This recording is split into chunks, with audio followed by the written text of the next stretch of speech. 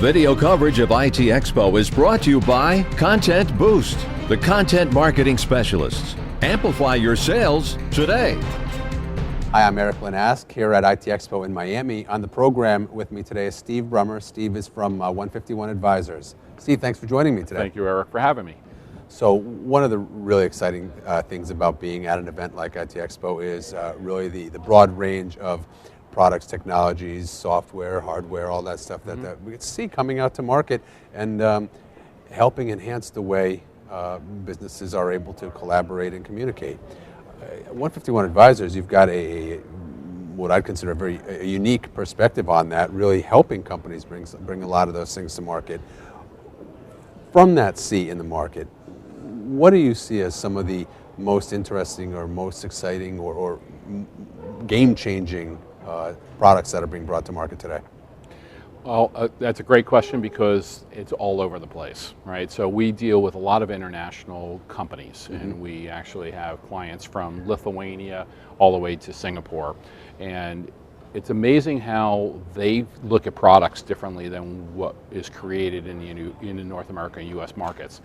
A lot of the disruptive technologies are Me Too, but we're trying to find little really cool disruptive products that want to try and bring the products to market. And the biggest thing for us, and we focus in on, is the monetization of it. Really smart guys out there, really cool stuff, but how are you going to sell it and how are you going to make money? And so that's really some of the things that we look for is what are the products that are on the market that we believe can actually help drive revenue, drive new areas within the technology fields that we're looking at. So the public drives that, right? So the public, whether it's an enterprise or a consumer, drives that, and so we try and find really cool things that they want to be able to use. But how do you make money? And that's really where we focus as a firm. One of the interesting things about this era of technology that we're in is we're seeing startups being launched more than daily. Yeah, that's for sure. You know, and a lot of those companies aren't necessarily in it for the long haul. They're in it looking at themselves as acquisition targets. How do you factor that into to your formula? Well, you get acquired by having either subscribers, recurring revenue, something driving that revenue, because most of the time you're not, yes, there are companies being bought for a hell of a lot of multiples based on no revenue at all, but you still have to have a product. You have to have something that's sellable. And so we always look at the organizations that are sitting there going, okay, well, if your goal is to get acquired and not go public, or that's a different kind of strategy that we look at. But if that's the case, then we look at saying, how fast can we get subscribers? How fast can we get revenue going? How fast can we get that marketed? And is the market for that product big enough that allows you to be able to capture some kind of market share in order to show value and raise the valuation of that company? Are you preferential towards hardware or software? No, we're a non-discriminatory firm that allows us. We have hit our stride with software and application companies for sure, especially in the IT and the wireless and mobility space, and now the machine-to-machine. One of the reasons I'm here not only is we are announcing this week a new M2M IoT practice within our firm.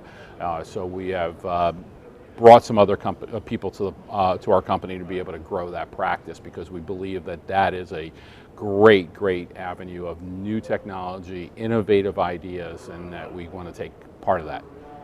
Well, it certainly is one of the market segments that has gained significant traction, significant media attention, and almost any mobility or wireless related show or publication that you read is touching on M2M and IoT to some extent. Why is it so exciting? Well, what's IoT? So we have a new acronym. And it's so funny because I was on a panel at CES a couple weeks ago, and one of the questions was, okay, so this is an M2M panel or an IoT panel? But I thought IoT is M2M. No, I thought M2M is IoT. As we go through it, I think it's just because there are so many really cool things now being done in the Internet of Things.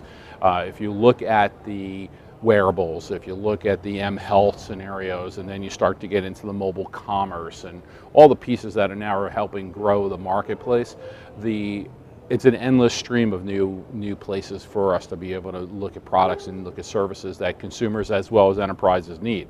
And so I think it's a worldwide scenario, right? Because it doesn't matter, you are still monitoring a well or you're monitoring a Coke machine anywhere around the world. So functionally, you can grow your market share anywhere and around the world as long as you have a pretty cool something to sell.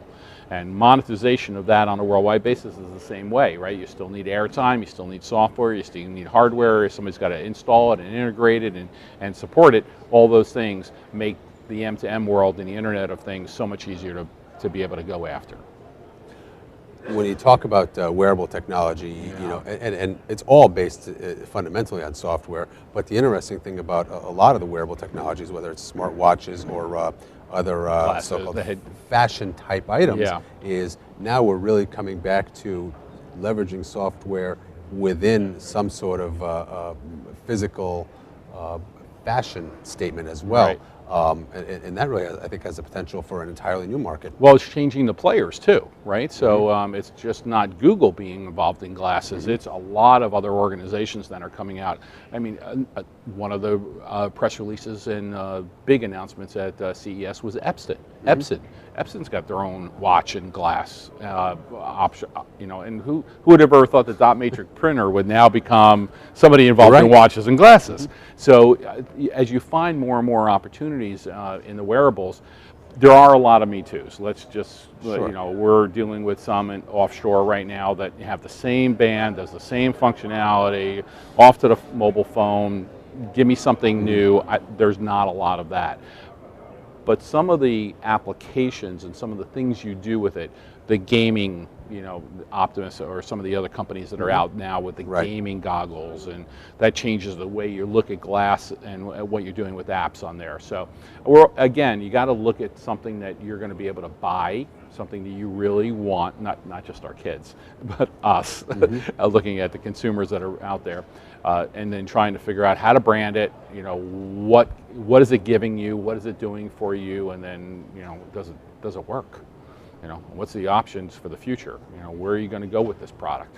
Google Glass is great as a really cool toy, but now I want to sit there. Now we can't drive with it. We can't do a lot of things with it. Legal wise, they're going to be able to make some restrictions to it. All right, so now where are we using this? And man, there were a lot of them walking around Las Vegas at CES. It was amazing. What are you going to do with it? How are you going to make money? The Internet of Things, the connected home, those sorts of ideas, I think really offer a very long growth cycle because of we just barely have touched the surface, and the long lifespan of a lot of those products at home, right? Well, that's also a blessing and a curse, right? So if you look at what the automobile industry is dealing with now with telematics, right? They started out saying, oh, I'm not sure I want to put a module in the car because the car lasts 10 years, and we might be on 17G by that time, by the end of the car. Do we have to replace the module inside the car every couple of years to keep up with the new bandwidths that are coming out with modules? Or do you want to just use your phone, because most of the time you're going to change your phone out every 18 months and use that as the engine for everything that's in your vehicle for telematics? I think it's the same way for some of that other technology.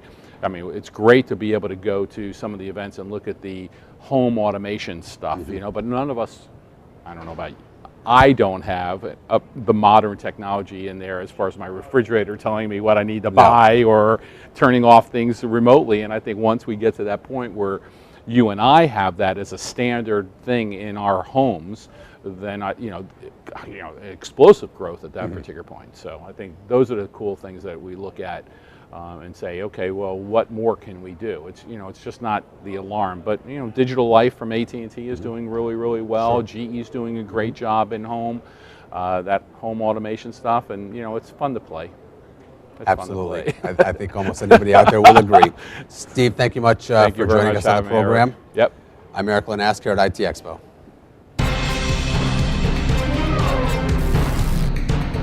Video coverage of IT Expo is brought to you by Content Boost, the content marketing specialists. Amplify your sales today.